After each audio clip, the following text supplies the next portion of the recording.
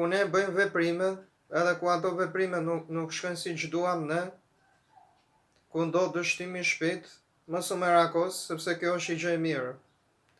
Është sepse dështimi i shpejt të mëson të ndihmon të kesh një mendesim më të qartë për atë që duhet të bësh.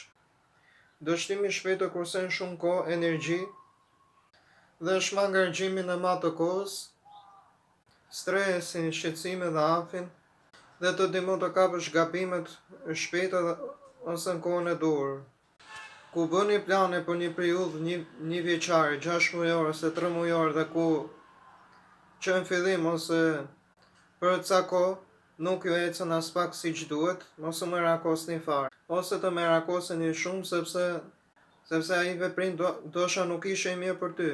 Pra më mirë që dështove shpejt me pasoja minimalisht. Pra duke harxuar kohë minimalisht se sa më mbrapa. Pra planet që ne bëjmë na ndihmojnë të jemi më të disiplinuar dhe të afrohemi më tepër qëllimeve tona, po donjëherë ato nuk funksionojnë siç duhen.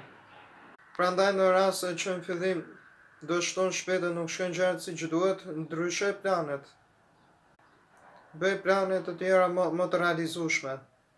Dhe ose në rast se nuk të pëlqen shumë të bësh planifikime, ose nëse planet nuk të ecin siç duhet sërish, atëherë je sportan.